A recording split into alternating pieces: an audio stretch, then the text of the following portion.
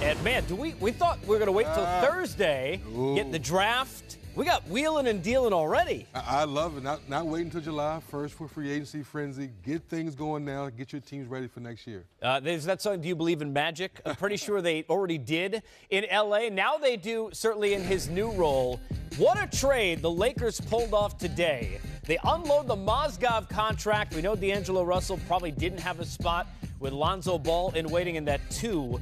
And Brook Lopez goes their way. He's done at the end of the year each of the other players with 3 years left on their deal. We bring in the Hall of Famer, our own David Aldridge, to break this and more down as we head up to Thursday.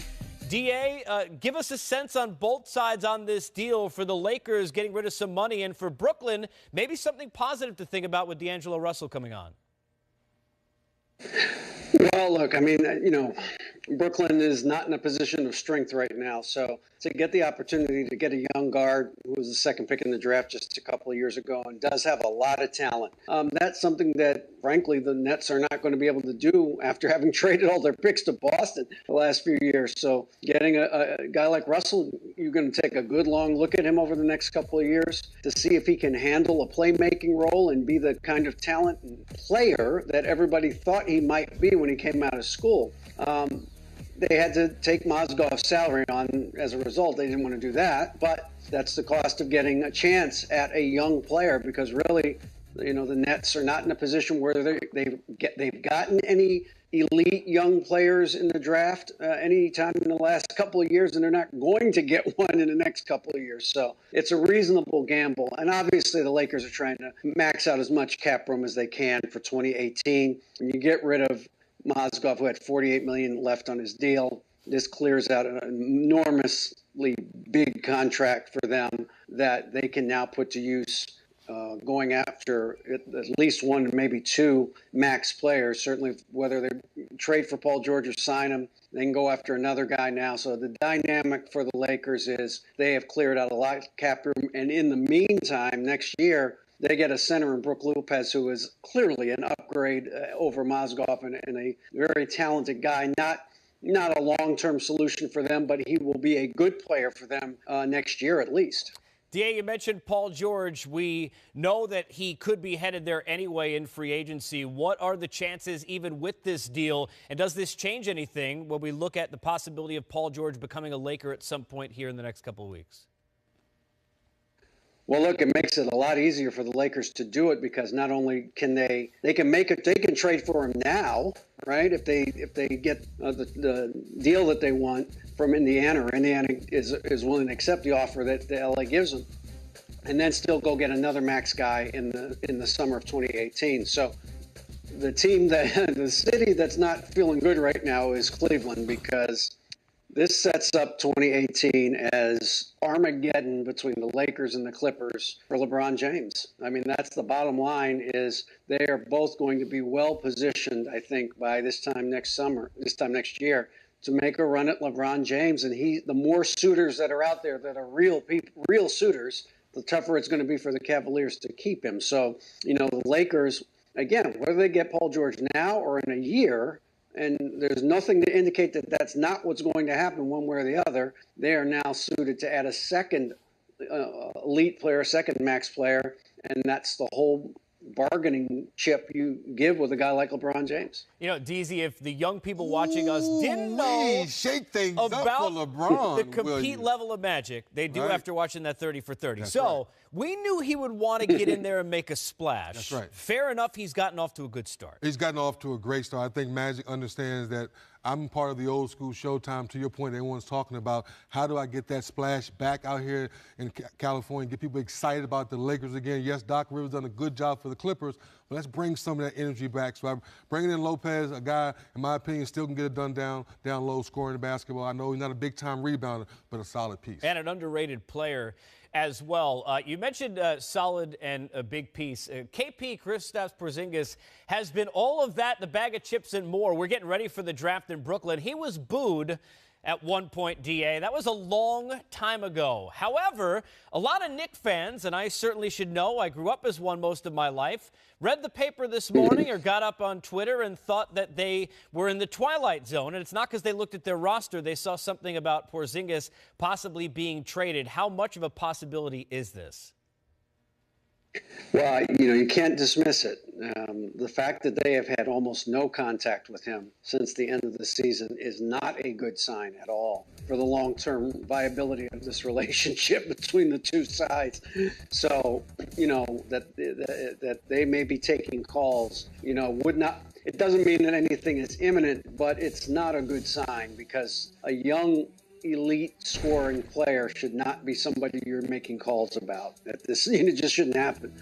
So if they don't get the offer they want, I'm sure that they'll say that we never shopped them, and they would have plausible deniability. But the fact that this is even a topic is not good for Knicks fans because he shouldn't even be on the table. I mean, that's like that he's as important to them as any young player is to any team around the league in terms of ultimately rebuilding a team around a very talented player. And we know Carmelo, one way or another, is probably not going to be there in a couple of years, but Porzingis should be a 15-year guy, and the fact that they're even taking calls is not encouraging.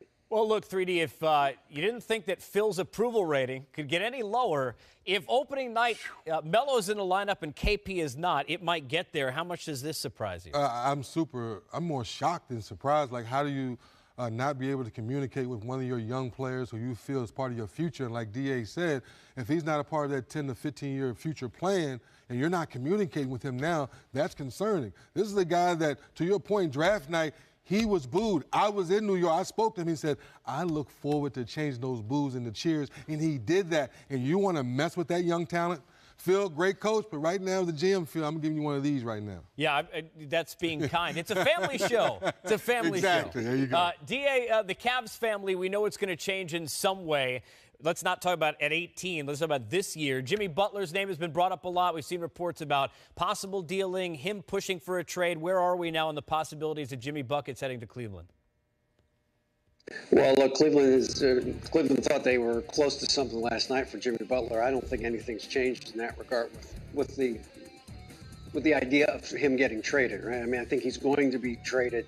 I'd be surprised at this point if he's not traded. There was a lot of smoke last night with not only LeBron James but Kyrie Irving, I'm told, really pushing, trying to get him to sign off on this deal. And at some point, you got to, if you're the Bulls, you have to face facts. If this is not going to work out and they're committed to going forward and rebuilding, there's opportunities for them to do that quicker by getting a few draft picks for Jimmy Butler. So, I don't know that it's going to happen tonight, but I would be surprised at this point if Jimmy Butler was still on this team, in the next few weeks. I mean, there's too many teams that want him. We see where this league is going now. It's it's the ultimate playground where you're just picking the best guys and the best players for your team, and everybody else is scrambling. So you don't want to be left behind if you're a team trying to compete. So he's too good a player. There's going to be too much pressure on them in the next year or so. I just think that ultimately this gets done. Well, it's a good segue because we know LeBron said, DA, he didn't start super teams, but he did bring in a super guy in David Griffin to help lead things. You can tell by his tweet, he was none too happy, basically saying, hey, look, I'm guessing the only one who appreciated what you did here. Where are we with that situation, and who, in fact, is in charge of making the moves right now for Cleveland? Well, right now they've got a couple of their young, executives that are still there, taking the calls while they talk to their candidate Chauncey Billups. But yeah, Kobe Altman is one of the guys that's there who's taking calls on Cleveland's behalf right now. So they have people who are it's not like they closed and say come back Thursday or Friday, so they can still do things right now. But it's unusual to say the least, especially for a team like, as I said, when David Griffin was still the GM about 27 hours ago was really pushing to get the deal for Jimmy Butler done. So I'm not sure how that happens now. And again, long term, the only thing that matters for Cleveland is what does LeBron think of this? He's not thrilled with this at all.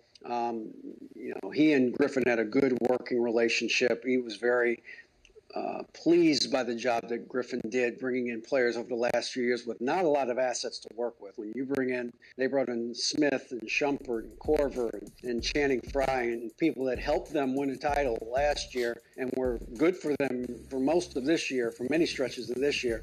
And that guy's not there anymore. That's not a good sign for them going forward. And there's just, again, we see, what's going to happen next summer now. Within LA, you're going to have two teams going all out for LeBron James. So you don't want that if you're the Cavaliers.